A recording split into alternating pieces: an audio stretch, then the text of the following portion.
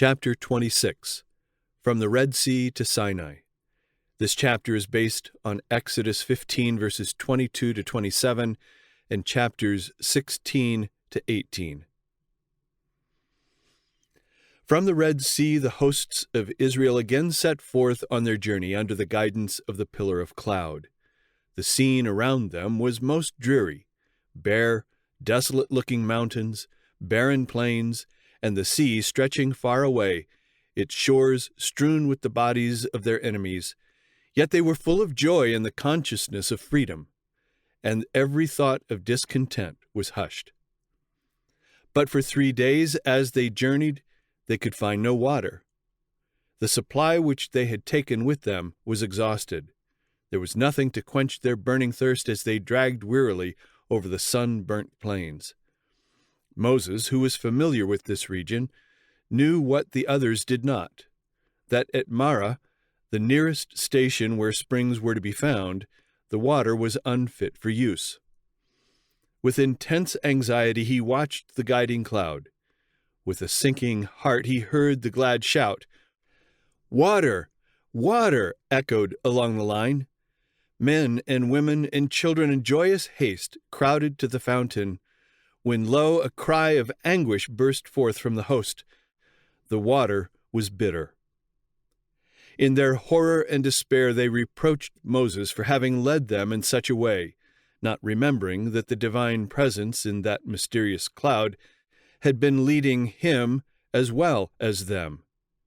In his grief at their distress, Moses did what they had forgotten to do. He cried earnestly to God for help. And the Lord showed him a tree, which when he had cast into the waters were made sweet.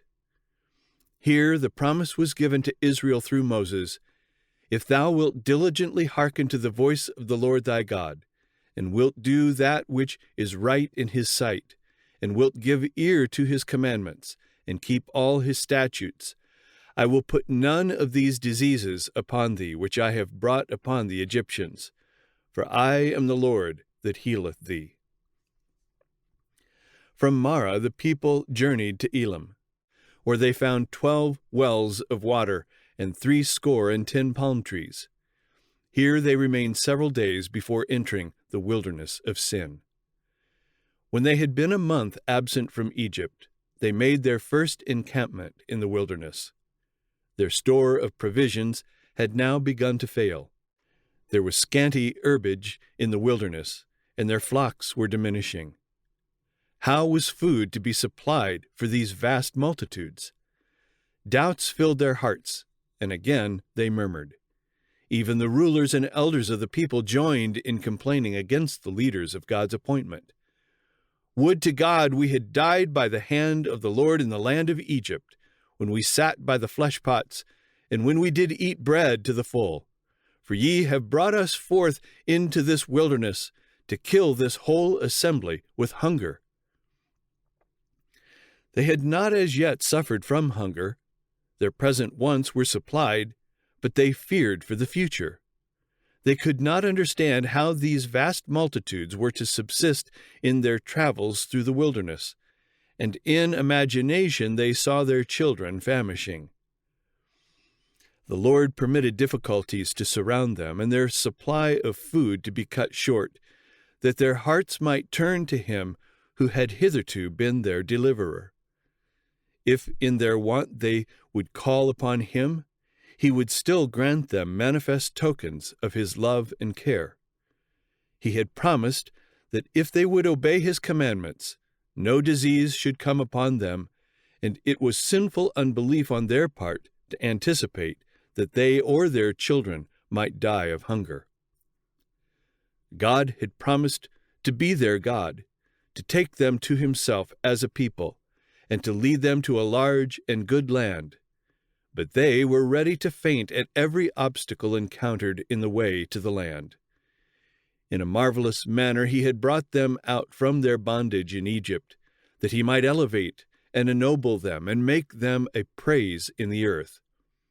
But it was necessary for them to encounter difficulties and to endure privations. God was bringing them from a state of degradation and fitting them to occupy an honorable place among the nations and to receive important and sacred trusts. Had they possessed faith in him, in view of all that he had wrought for them, they would cheerfully have borne inconvenience, privation, and even real suffering. But they were unwilling to trust the Lord any further than they could witness the continual evidences of his power. They forgot their bitter service in Egypt. They forgot the goodness and power of God displayed in their behalf in their deliverance from bondage. They forgot how their children had been spared when the destroying angel slew all the firstborn of Egypt. They forgot the grand exhibition of divine power at the Red Sea.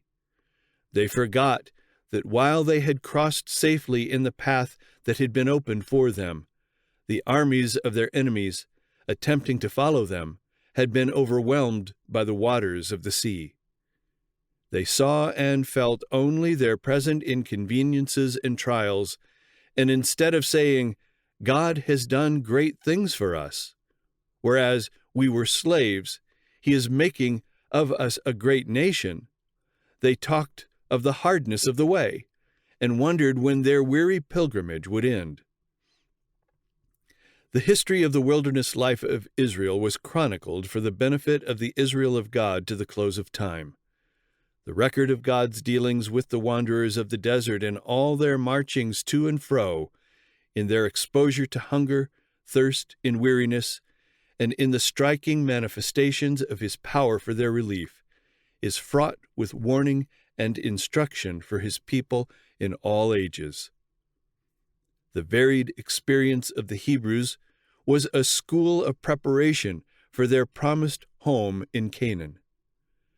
God would have his people in these days review with a humble heart and teachable spirit the trials through which ancient Israel passed, that they may be instructed in their preparation for the heavenly Canaan.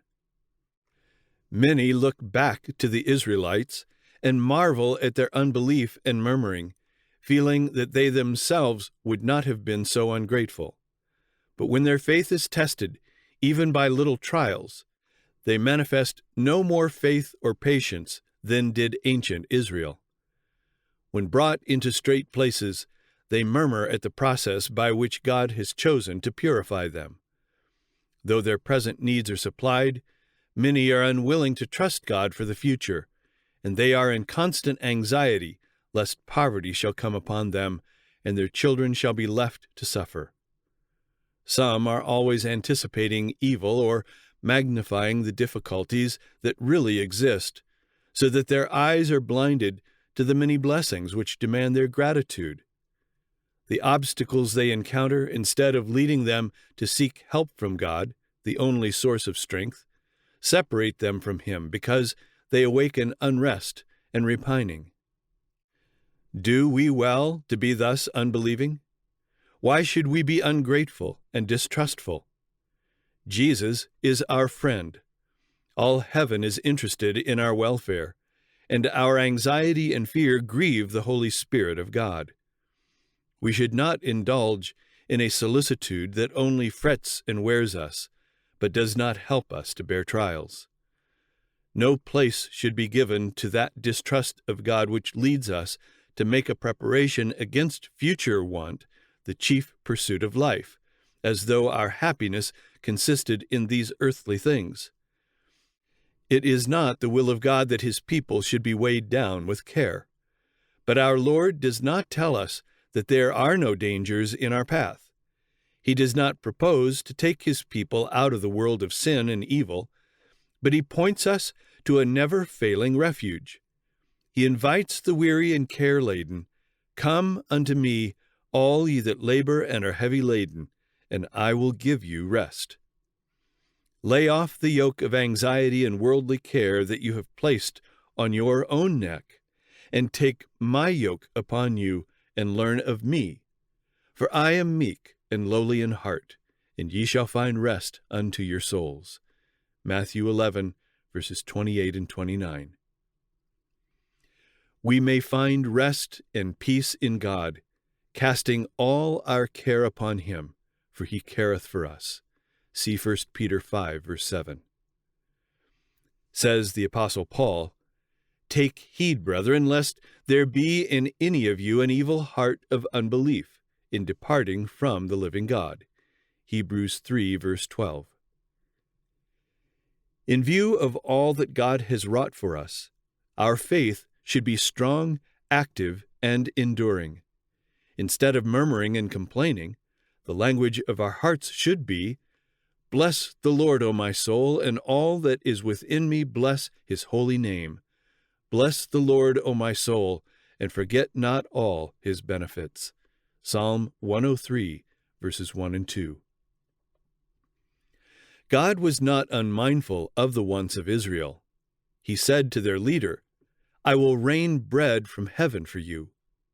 And directions were given that the people gather a daily supply with a double amount on the 6th day, that the sacred observance of the Sabbath might be maintained.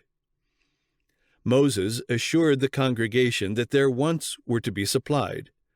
The Lord shall give you in the evening flesh to eat, and in the morning bread to the full.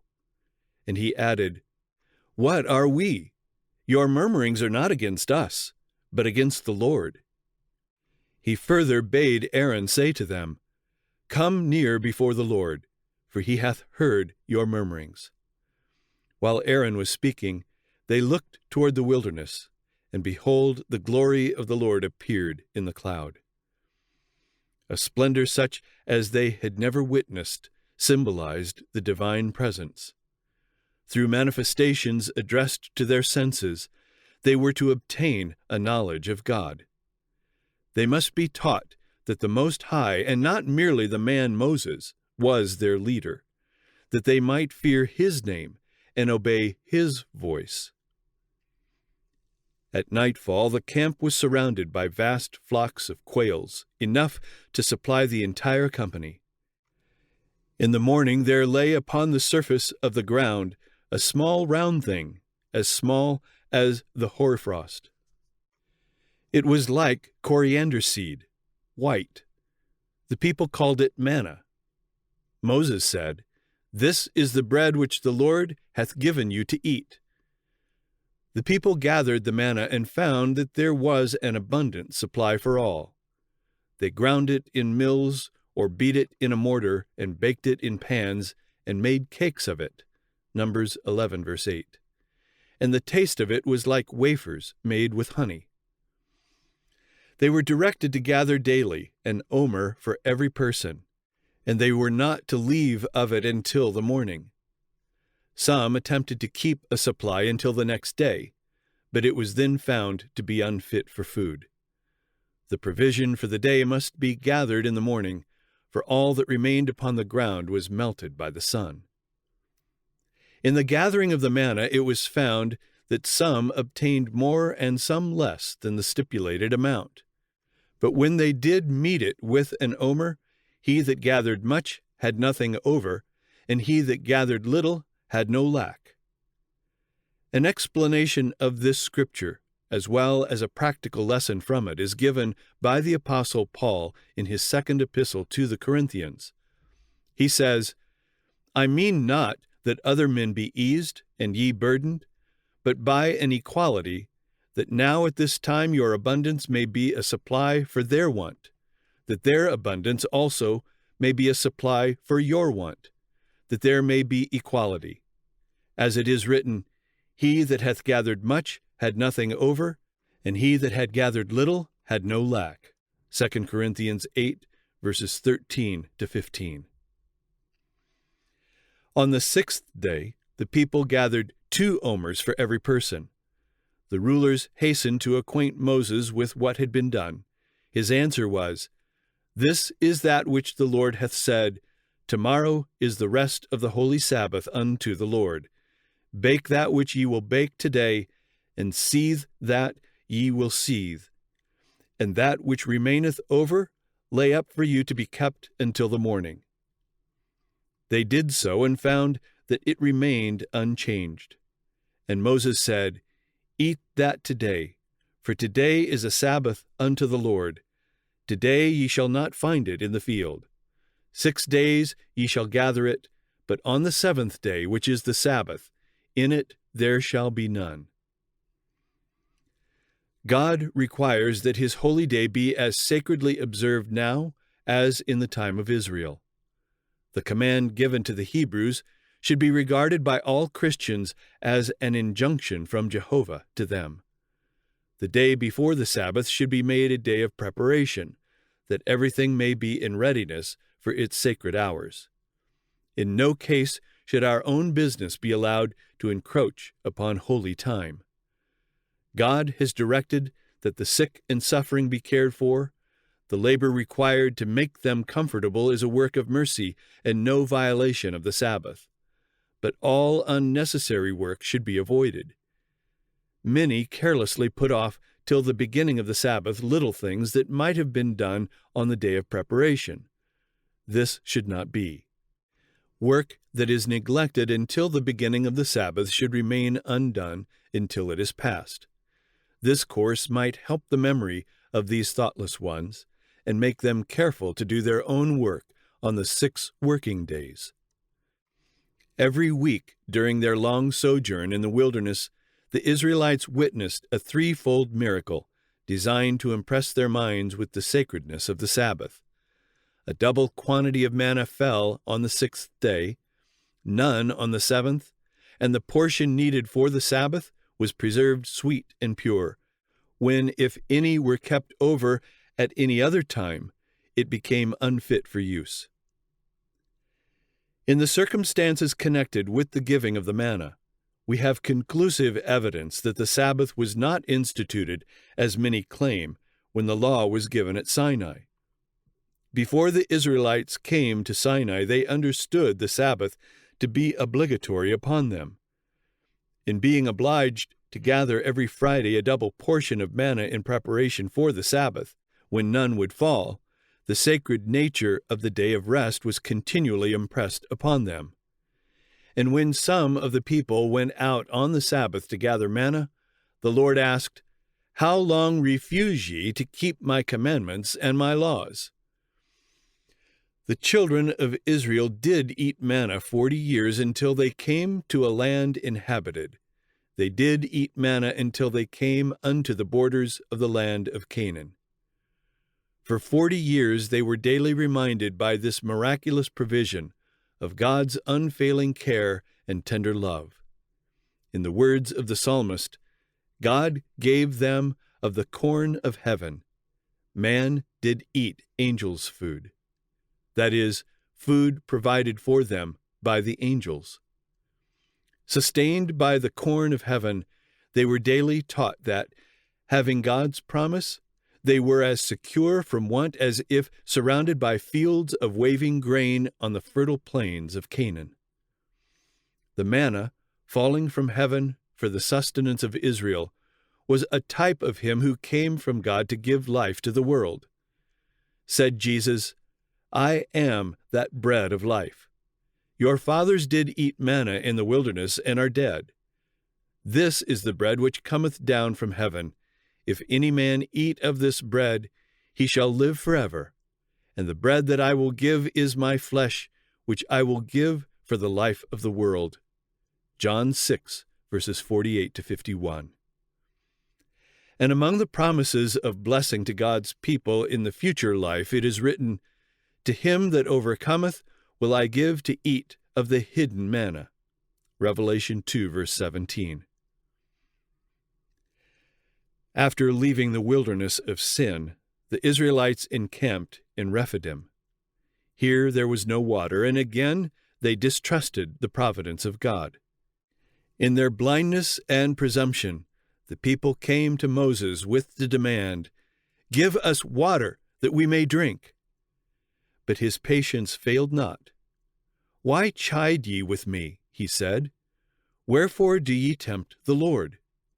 They cried in anger, "Wherefore is this that thou hast brought us up out of Egypt to kill us and our children and our cattle with thirst?"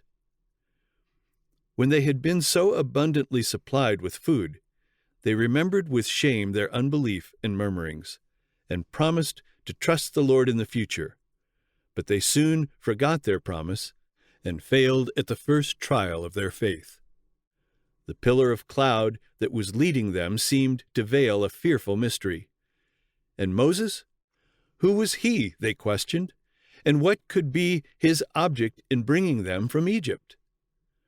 Suspicion and distrust filled their hearts, and they boldly accused him of designing to kill them and their children by privations and hardships, that he might enrich himself with their possessions. In the tumult of rage and indignation, they were about to stone him. In distress, Moses cried to the Lord, "What shall I do unto this people?" He was directed to take the elders of Israel and the rod wherewith he had wrought wonders in Egypt, and to go on before the people. And the Lord said unto him, "Behold, I will stand before thee there upon the rock in Horeb, and thou shalt smite the rock, and there shall come water out of it, that the people may drink." He obeyed, and the waters burst forth in a living stream that abundantly supplied the encampment. Instead of commanding Moses to lift up his rod and call down some terrible plague, like those on Egypt, upon the leaders in this wicked murmuring, the Lord in his great mercy made the rod his instrument to work their deliverance. He clave the rocks in the wilderness and gave them drink as out of the great depths. He brought streams also out of the rock and caused waters to run down like rivers. Psalm 78, verses 15 and 16. Moses smote the rock, but it was the Son of God who, veiled in the cloudy pillar, stood beside Moses and caused the life-giving water to flow. Not only Moses and the elders, but all the congregation who stood at a distance beheld the glory of the Lord, but had the cloud been removed, they would have been slain by the terrible brightness of him who abode therein. In their thirst, the people had tempted God, saying, "Is the Lord among us or not? If God has brought us here, why does he not give us water as well as bread?" The unbelief thus manifested was criminal, and Moses feared that the judgments of God would rest upon them. And he called the name of the place Massah, temptation, and Meribah, chiding, as a memorial of their sin. A new danger now threatened them. Because of their murmuring against him, the Lord suffered them to be attacked by their enemies. The Amalekites, a fierce, warlike tribe inhabiting that region, came out against them and smote those who, faint and weary, had fallen into the rear. Moses, knowing that the masses of the people were unprepared for battle, directed Joshua to choose from the different tribes a body of soldiers and lead them on the morrow against the enemy, while he himself would stand on an eminence nearby with the rod of God in his hand. Accordingly, the next day, Joshua and his company attacked the foe, while Moses and Aaron and Hur were stationed on a hill overlooking the battlefield. With arms outstretched toward heaven and holding the rod of God in his right hand, Moses prayed for the success of the armies of Israel. As the battle progressed, it was observed that so long as his hands were reaching upward, Israel prevailed, but when they were lowered, the enemy was victorious. As Moses became weary, Aaron and Hur stayed up his hands until the going down of the sun, when the enemy was put to flight. As Aaron and Hur supported the hands of Moses, they showed the people their duty to sustain him in his arduous work, while he should receive the word from God to speak to them. And the act of Moses also was significant, showing that God held their destiny in his hands. While they made him their trust, he would fight for them and subdue their enemies. But when they should let go their hold upon him and trust in their own power, they would be even weaker than those who had not the knowledge of God, and their foes would prevail against them. As the Hebrews triumphed when Moses was reaching his hands toward heaven and interceding in their behalf, so the Israel of God prevail when they by faith take hold upon the strength of their mighty helper. Yet divine strength is to be combined with human effort. Moses did not believe that God would overcome their foes while Israel remained inactive. While the great leader was pleading with the Lord, Joshua and his brave followers were putting forth their utmost efforts to repulse the enemies of Israel and of God. After the defeat of the Amalekites, God directed Moses, "Write this for a memorial in a book, and rehearse it in the ears of Joshua, for I will utterly put out the remembrance of Amalek from under heaven." Just before his death, the great leader delivered to his people the solemn charge, "Remember what Amalek did unto thee by the way, when ye were come forth out of Egypt, how he met thee by the way, and smote the hindmost of thee, even all that were feeble behind thee, when thou wast faint and weary, and he feared not God. Thou shalt blot out the remembrance of Amalek from under heaven. Thou shalt not forget it." Deuteronomy 25, verses 17 to 19. Concerning this wicked people, the Lord declared, "The hand of Amalek is against the throne of Jehovah." Exodus 17, verse 16. The Amalekites were not ignorant of God's character or of his sovereignty, but instead of fearing before him, they had set themselves to defy his power. The wonders wrought by Moses before the Egyptians were made a subject of mockery by the people of Amalek, and the fears of surrounding nations were ridiculed. They had taken oath by their gods that they would destroy the Hebrews, so that not one should escape, and they boasted that Israel's God would be powerless to resist them. They had not been injured or threatened by the Israelites. Their assault was wholly unprovoked. It was to manifest their hatred and defiance of God that they sought to destroy his people. The Amalekites had long been high-handed sinners, and their crimes had cried to God for vengeance. Yet his mercy had still called them to repentance. But when the men of Amalek fell upon the wearied and defenseless ranks of Israel, they sealed their nation's doom. The care of God is over the weakest of his children. No act of cruelty or oppression toward them is unmarked by heaven. Over all who love and fear him, his hand extends as a shield. Let men beware that they smite not that hand, for it wields the sword of justice. Not far distant from where the Israelites were now encamped was the home of Jethro, the father-in-law of Moses. Jethro had heard of the deliverance of the Hebrews, and he now set out to visit them and restore to Moses his wife and 2 sons. The great leader was informed by messengers of their approach, and he went out with joy to meet them, and the first greetings over, conducted them to his tent. He had sent back his family when on his way to the perils of leading Israel from Egypt, but now he could again enjoy the relief and comfort of their society. To Jethro he recounted the wonderful dealings of God with Israel, and the patriarch rejoiced and blessed the Lord. And with Moses and the elders he united in offering sacrifice and holding a solemn feast in commemoration of God's mercy. As Jethro remained in the camp, he soon saw how heavy were the burdens that rested upon Moses. To maintain order and discipline among that vast, ignorant, and untrained multitude was indeed a stupendous task. Moses was their recognized leader and magistrate, and not only the general interests and duties of the people, but the controversies that arose among them were referred to him. He had permitted this, for it gave him an opportunity to instruct them, as he said, "I do make them know the statutes of God and his laws." But Jethro remonstrated against this, saying, "This thing is too heavy for thee. Thou art not able to perform it thyself alone. thou wilt surely wear away. And he counseled Moses to appoint proper persons as rulers of thousands, and others as rulers of hundreds, and others of tens. They should be able men, such as fear God, men of truth, hating covetousness.